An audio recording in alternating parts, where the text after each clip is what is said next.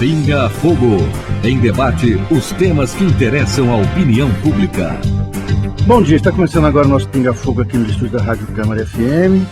E hoje a gente vai falar um pouco sobre a questão da agricultura no Brasil. O setor agrícola, o setor agropecuário, um pouco mais amplamente, é o principal responsável pelo equilíbrio brasileiro no comércio exterior, no comércio internacional. Nossos principais produtos de exportação vêm da zona rural. E os principais centros produtivos estão no sul, hoje em dia no sul e no centro-oeste. No sul, o que está acontecendo, a gente vê todo dia nos jornais, é a questão de uma seca. No Rio Grande do Sul, as imagens são como lembrando aquele velho sertão nordestino, né? Quer dizer, o gado morrendo de sede, a produção agrícola se perdendo. Eu vi uma foto esse dia no jornal, acho que foi no estado de São Paulo, mostrando um produtor agrícola, mostrando o tamanho da soja dele, que tinha que estar com 80, 90 centímetros, estava com 30, 20, quer dizer, é uma perda quase total. Então a gente vai conversar um pouco sobre essas questões hoje. Aí se fala também de uma quebra significativa na produção agrícola esse ano. Para falar sobre essas questões, estão aqui comigo o deputado Valdir Colato, do PMDB de Santa Catarina, o deputado Nelson Padovani, do PSC do Paraná, e o deputado Luiz Carlos Reis, do PP do Rio Grande do Sul. Então eu vou começar perguntando para os senhores. Eu falei alguma coisa errada? Quer dizer, essa questão da quebra da produção, essa questão climática que vem afligindo, principalmente o sul do Brasil.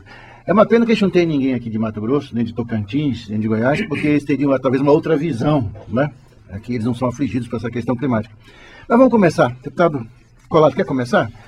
Quer dizer, e eu vou embutir mais uma questãozinha. Porque essa questão da seca no sul, nessa época, não está se tornando uma coisa já assim, crônica? Ou não? Lima, eu queria cumprimentar aqui o Padovani, os Carlos Reis, nossos parceiros de lutas para a defesa da agricultura, da comida na mesa, com certeza. Na verdade, as condições climáticas você não pode controlar, né? Diz assim, o tempo, né? Você controla ou sabe 72 horas na frente. O clima é uma coisa de 5 milhões, 10 milhões de anos para frente, né?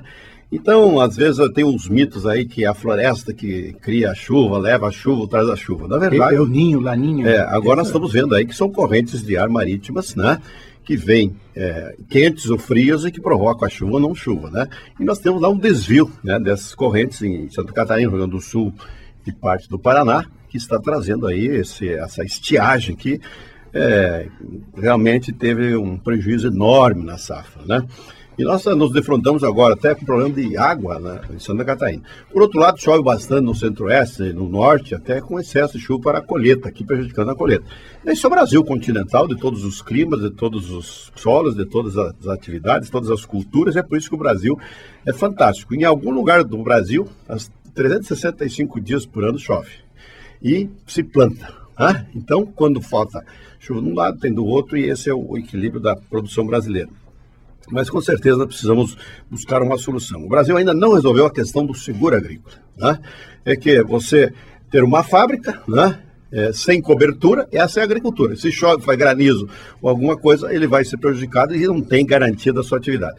Então o setor precisa resolver isso. Nós criamos o Fundo de Catástrofe, que é para atender esses eventos generalizados, né? Quando se dá a estiagem numa região grande, você teria então essa cobertura do fundo de catástrofe. O que é isso? É garantido que as empresas seguradoras terão a recuperação desse recurso quando a coisa é geral, porque senão quebra as seguradoras. Mas o seguro, infelizmente, hoje é para os bancos e não é para o produtor. Você bate um carro, o banco paga o prejuízo que você teve quando você segurou. Você perde a safra, o seguro paga o banco e não paga o agricultor. Então o agricultor fica com o prejuízo, e é por isso que nós temos aí então esse déficit, essa dívida que os agricultores não conseguem recuperar numa safra, duas, porque eles perderam a safra e não tem receita nesse período. Deputado Reis, só que você vai falar agora, eu sei que você vai falar agora, eu queria perguntar uma coisa, é que me coloca no contexto histórico aí, porque é o seguinte, há 10 anos atrás, ou 15, sei lá, eu não ouvia falar em seca no Rio Grande do Sul. É um fenômeno mais recente, né? E me parece, consistente, não é? Ano a ano, a questão da seca, da estiagem prolongada vem preocupando o Rio Grande do Sul. É isso mesmo? Vou cumprimentar aqui o Colato, Padovani e aos ouvintes do Pinga Fogo. Eu sou de São Borja. A minha base eleitoral, eu estou residindo desde 1974. Sou engenheiro agrônomo, o Colato também é agrônomo. Não sei se o Padovani é agrônomo, Padovani. E vou dizer que eu trabalho com as questões de seca, porque ali é uma região muito perseguida pela estiagem. Eu levei o pessoal da Embrapa, o pessoal da Fundação de Pesquisa do Rio Grande do Sul, e nós temos dados de 65 anos. Entendeu? Então, nesta região, por exemplo, eu tenho parte do Rio Grande do Sul, parte de Santa Catarina, alguns municípios do Paraná e também do Mato Grosso do Sul, que a cada 10 anos, este fenômeno se repete 4 a 5 vezes. Isso é histórico com mais de 60 anos, como nós temos dados hoje oficiais. Vai em 1940. Então, essas questões, viu, tem secas muito grandes, como foi a seca, por exemplo, de 2005, né, foi uma das maiores que nós tivemos, mas esta seca desse ano, por exemplo, foi pior que a de 2005, porque ela foi mais longa, certo? Então, ela começou praticamente em alguns lugares em novembro, dezembro, nós já estamos em fevereiro praticamente com os efeitos dela. Então, esse problema existe e é cíclico, certo? Então, eu quero dizer isso, como agrônomo, com quem já discutiu com climatologistas, por exemplo, da Fundação de Pesquisa do Rio Grande do Sul, ou mesmo da própria Embrapa, e nós temos esses dados específicos sobre isso aí. Então, o que nós precisamos fazer? E nós já estamos propondo essa questão hoje, agora quando o governador Tarso esteve lá, o ministro Menes Ribeiro, o próprio ministro Forense da Integração Nacional, do MDA e da própria Integração Nacional, então nós colocamos aí, temos que ter um grande programa de armazenamento de água.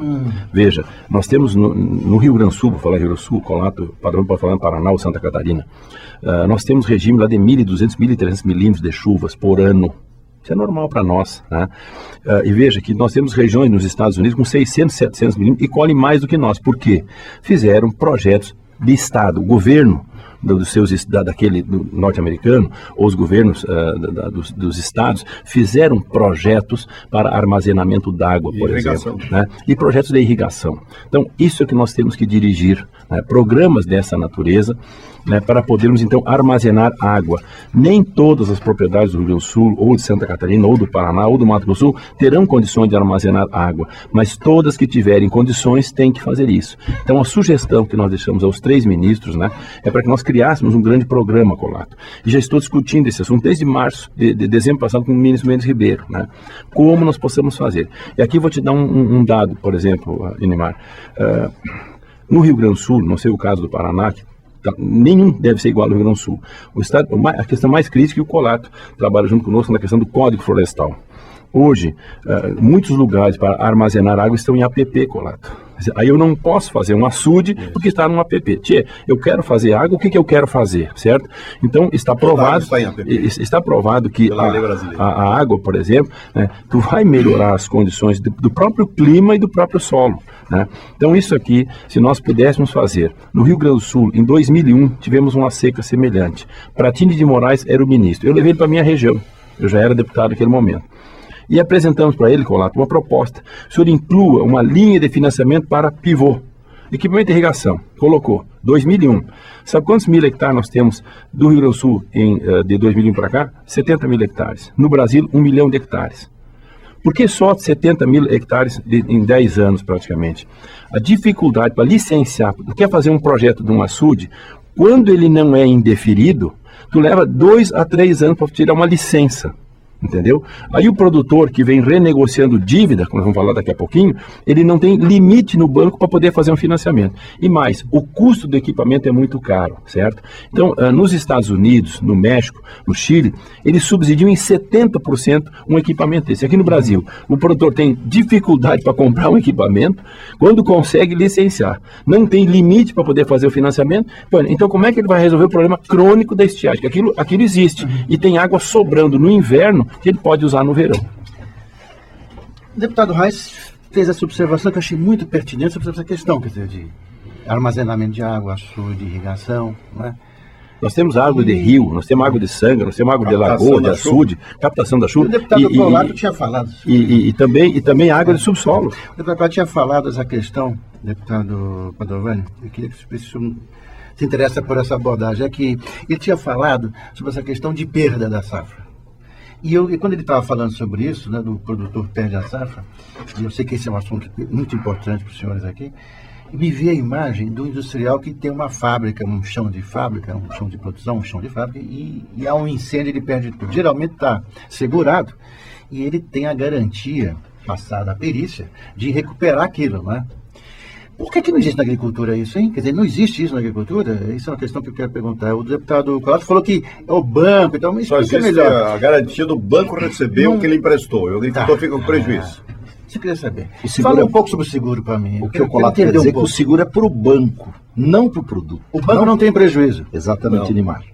O banco, ele ganha no financiamento, ele ganha no seguro, ele ganha em tudo. Na verdade, essa defesa de ideias para criarmos um estoque de água, como o deputado Reis falou, e o Colato também falou no fundo de catástrofe.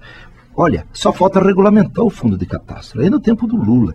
O que está faltando, na verdade, no Brasil, é falta de inteligência, porque o dia que o governo olhar com respeito ao agricultor, esse agricultor que paga para produzir nesse país, nós vamos ver um Brasil com dinheiro para saúde, para transporte, nós vamos ver as duplicações nas estradas, nós vamos ver a segurança bem atendida. O que está faltando é inteligência, porque o agronegócio, a exemplo lá em Cascavel, no meu estado do Paraná, hoje tem a feira, o show rural da Copavel. São 188 mil pessoas que passaram em 2011 e vai ser 200 mil pessoas que vai passar agora. Em 2012, eu vim de lá ontem com o ministro da Agricultura, o Mendes, ele ficou simplesmente abismado com a tecnologia que o Brasil tem, maquinários, com o campo de plantações que nós temos, a genética dos produtos. Nós estamos lá com um alqueire de terra, Colato, produzindo 500 sacas por alqueire de milho. Imagine as terras férteis que o Brasil tem, o clima que o Brasil tem. Agora, claro, tem épocas que o sul vai bem, o nordeste vai mal, o nordeste vai mal e o sul vai bem. É por isso que nós precisamos de um equilíbrio, de uma segurança para o homem do campo. Esse homem que exatamente está cada vez mais se endividando. A Conab anuncia, viu, Inimar, com muita alegria, que estamos produzindo 160 milhões de toneladas, vai cair para 158 agora. Olha, E a safra 2011, 2012 vai ser um pouco inferior à anterior. A China, Neymar, a China somente com 10% a mais de terras agricultáveis que o Brasil, e os americanos somente com 10% a mais, produzem 500 milhões de toneladas de grãos. Então o que é que está faltando? Está faltando respeito ao homem do campo, trazer esses endividados de volta para o plantio, dar acesso novamente ao crédito, porque quem fez prorrogações, Colato, não teve mais acesso ao crédito. Quem fez o PES, as securitizações, a medida Está marcado na paleta e não tira uma financiamento. Agora, deixa eu falar uma coisa. Como é que ele vai pagar e nimar a conta se ele não tem acesso ao crédito? Deixa eu fazer uma provocaçãozinha, se vocês me permitem. Todo ano, o pessoal fala assim, todo ano, tem uma época do ano que as pessoas aqui falam assim, lá vem o pessoal da agricultura choramingar de novo, reclamar do seguro, das dívidas. Todo ano é um pouco essa mesma situação. Uma provocaçãozinha, me permita. Eu vou te responder? Posso? Como é que se supera, digamos, essa periodicidade anual? Ou seja, como é que a gente podia superar? Aperfeiçoando os mecanismos, investindo mais nessa questão, resolvendo o problema do seguro. Qual é o cerne da questão? O seguro agrícola. 2001, negociamos lá com o Palanque e o Pratini, Colato. Aí deu 25 anos de prazo para securitização essa ali. Ali eles prometeram, agora vamos fazer o seguro agrícola. Sabe quando é que eu aprovei a lei? 2003, fui relator da lei da subvenção do prêmio. Bom, nós estamos em 2012. Sabe quanto é que foi gasto o ano passado? 254 milhões com subvenção. E sabe quanto é que o governo botou para esse ano, para melhorar?